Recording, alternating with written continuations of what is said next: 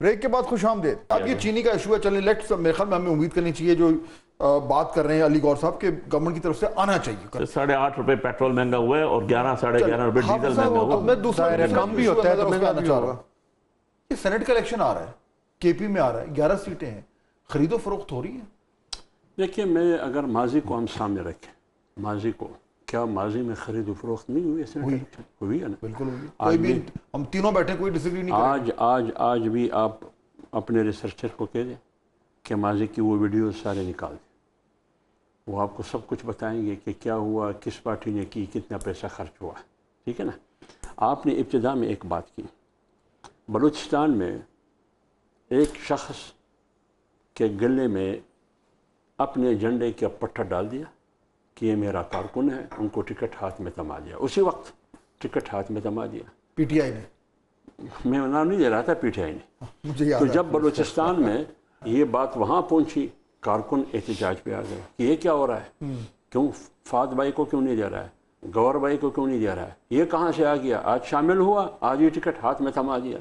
پھر ہوا کیا, ان سے ٹکٹ لے کے اپنے پارٹی کے ورکر کو دے دیا, مطلب علی بخاری کو دے دیا گیا. شور مچا تھا. ہاں, شور مچا. پھر ہوا کیا, وہی بندہ کامیاب ہوا جس کے گلے میں پٹھا ڈالا گیا تھا, وہ جو آزاد تھا, بالکل وہی کامیاب ہوا. اس بیچارے کو ووٹ نہیں ملا, اسی کو ملا جو سے آپ نے فرمایا, کیونکہ وہ کامیاب بزنس تو. لیکن جب وہ کامیاب ہو کے پھر کیا ہوا, پھر انہوں نے شمولیت کی پارٹی میں پھر پٹا ڈالا گیا. تو جب یہ ہوتا ہے وہاں, تو کیا خیبر پختونخوا میں ماضی میں سینٹ الیکشن میں اربوں پیسے کا استعمال نہیں ہوا؟ ایک بات. ابھی میں 2 دن پہلے پشاور گیا تھا, مختلف مجلسوں میں بیٹھتا رہا, سیاسی ورکروں کی مجلسوں میں بیٹھتا رہا.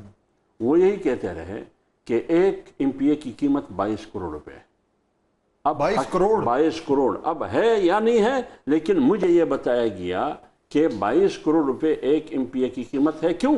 ہر ایم پی اے کے 4 ووٹ ہیں, ایک اقلیت ووٹ, ایک خاتون, ایک جرنل, ایک ٹیکنوکریٹ. ٹھیک. اب 22 کروڑ کو آپ 4 پہ تقسیم کریں, کتنے بنتے ہیں پر ووٹ, کتنے کروڑ بنتے ہیں؟ تو ماضی میں تو پیسہ استعمال ہوا ہے, تو کیا بعید ہے کہ ابھی پھر استعمال نہ ہو پیسہ. اس لیے جمعیت علماء اسلام کی کوشش یہ ہے, یہاں تک کہ پی ٹی آئی کو بھی یہی کہتے ہیں کہ آئیے ہم سینٹ الیکشن کریں بلا مقابلہ.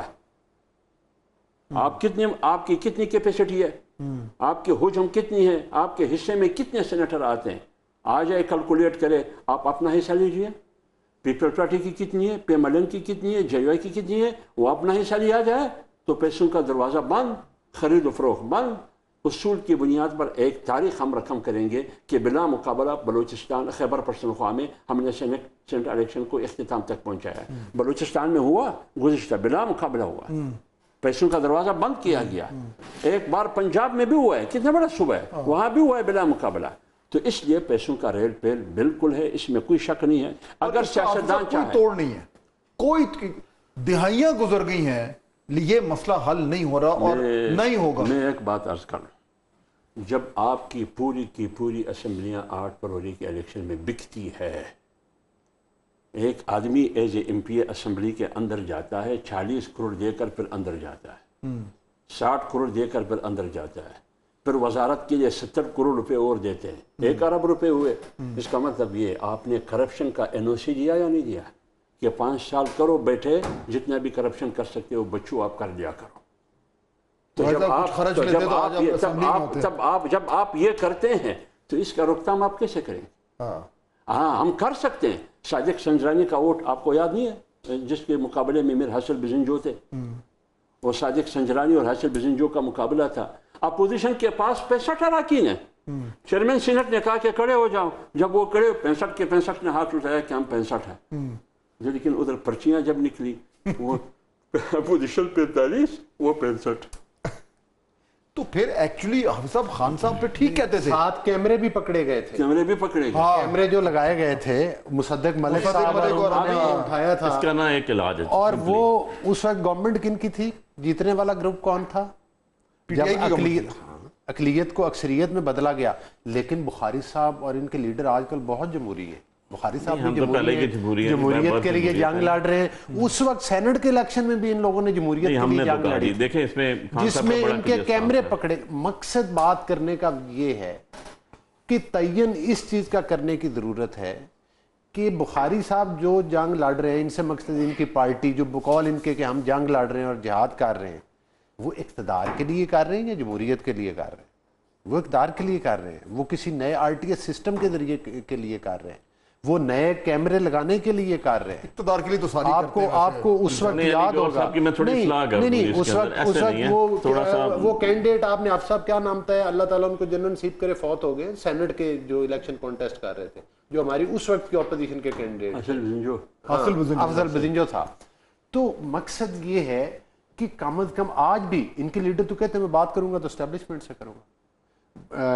کل پرسوں رانا ثناء اللہ صاحب نے ایک ٹاک شو کے اندر آپ کے سامنے انہوں نے بڑا کلیئر کہا، ایک بار پرائم منسٹر بجٹ اجلاس کے بعد اپوزیشن لیڈر کے پاس گئے کہ آ کر بات کریں، ہمارے ساتھ بیٹھے۔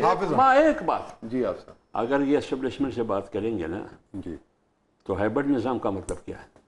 خواجہ آصف نے کہا کہ یہ ہائبرڈ نظام کا مطلب کیا ہے؟ ہائبرڈ نظام کا مطلب کیا ہے کہ تمام ادارے مفلوج، قانون مفلوج، آئین مفلوج، تمام ادارے اور طاقت سب کچھ قانون، یہ طاقت کی تابع، یہ ہائبرڈ نظام ہے۔ اب میں اس کو حافظ صاحب کی بات کو آگے بڑھاتا ہوں جی، دو چیزیں کہیں گو بھائی نے دیکھیں، بات یہ ہے کہ جی بالکل اس کے اندر سینٹ کے اندر ہم سنتے آ رہے ہیں کہ جی یہی چیزیں چلتی آ رہی ہیں، کیا کسی نے اس میں انیشیٹو لیا؟ جی ہاں لیا۔ 2018 میں وہ عمران خان تھا جس نے 18 بندے پارٹی سے نکال دیے تھے، اگر آپ کو یاد ہو تو۔ جنرل الیکشن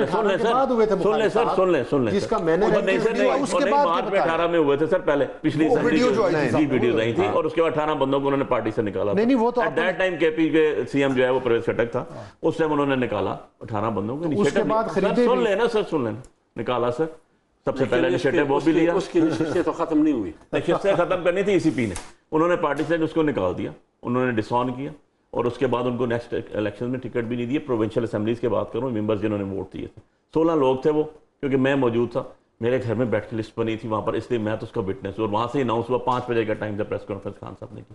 انیشیٹو لینا پڑتا ہے۔ دوسری بات، اس کو روکنے کے لیے ایک طریقہ کار کیا تھا کہ شو آف ہینڈز آئیں سامنے، خفیہ رائے دہی نہیں چاہیے، جس نے ووٹ چوری کیا اس کی چور کی شکل سامنے آنی چاہیے، جیسے ابھی فارم 47 والے اندر بیٹھے ہوئے، سب کو پتا چوری کر کے آئے ہوئے۔ آپ ابھی مجھے کہہ رہے تھے اربوں روپے لگا کے آپ بھی چلے جاتے، بھائی ہم چور نہیں ہیں، ہم انڈسٹریلسٹ کی اولاد نہیں ہیں، ہم کوئی بہت بڑے فیوڈل لارڈس کی اولاد نہیں ہیں، ہم میسز میں سے ہیں۔ سو دا ایشو یہ ہے کہ ہم اس ملک کی وہ جنتا عوام ہے جو ساری کی ساری ریپرزنٹیشن ان کی ہو رہی ہے، سو ہم نے تو یہی کرنا ہے۔ اس کے اندر شو آف ہینڈس ہو جاتے، بات ختم ہو جاتی، کر دینا۔ سینٹ کے رولز 2011 وائلیٹ ہو جاتے ہیں، نیشنل اسمبلی کے رولز 2007 وائلیٹ ہو جاتے ہیں، اسمبلی سیشن نہ ہونے کے بعد طلب ہو جاتا ہے، 26ویں امینڈمنٹ منظور ہو جاتی ہے 210 سیٹوں سے جب 223 چاہیے ہوتے ہیں، تو یار یہ امینڈمنٹ کرے نا۔ ہم تو رول آف لا کی بات کر رہے ہیں، ہم اقتدار کی جنگ نہیں لڑ رہے۔ میں گور صاحب کی اصلاح کر دوں، ہم فہد بھائی اپنی اقتدار کی جنگ نہیں لڑ رہے، ہم لڑ رہے ہیں rule of law and supremacy of constitution.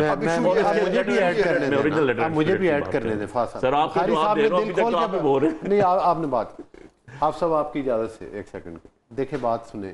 یہ رول آف لا کی جنگ اس وقت بھی لڑ رہے تھے جب یہ آر ٹی ایس سسٹم کے ذریعے کامیاب ہوئے تھے۔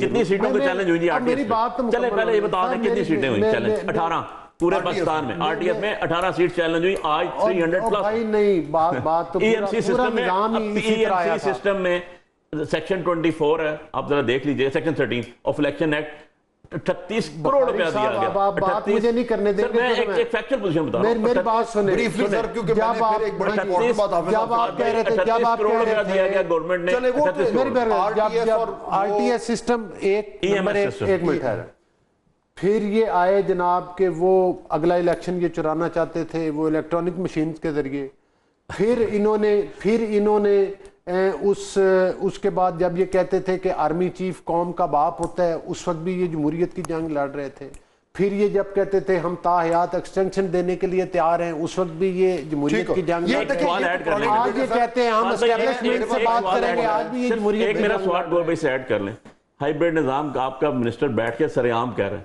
دنیا کی سب سے بڑی جمہوریت جس کو میں سے آگے جا رہا ہوں، دنیا کی بڑی جمہوریت امریکہ، آپ کے پریزیڈنٹ اور جنرل آپ کے پرائم منسٹر سے پوچھتی رہی بات کرنا ہی نہیں گورا کرتی. اگر آپ کے بقول ہائیبریڈ ہے، دیکھیں آپ کے پرائم منسٹر پریزیڈنٹ کو پوچھتی نہیں ہوں. اگر آپ ہائیبریڈ نظام کے قائل نہیں ہے تو آپ کیوں کہتے ہیں کہ اسٹیبلشمنٹ سے بات لوگوں سے بات کا بھی ہائیبریڈ تھا، وہ ڈسیگری نہیں کر رہے.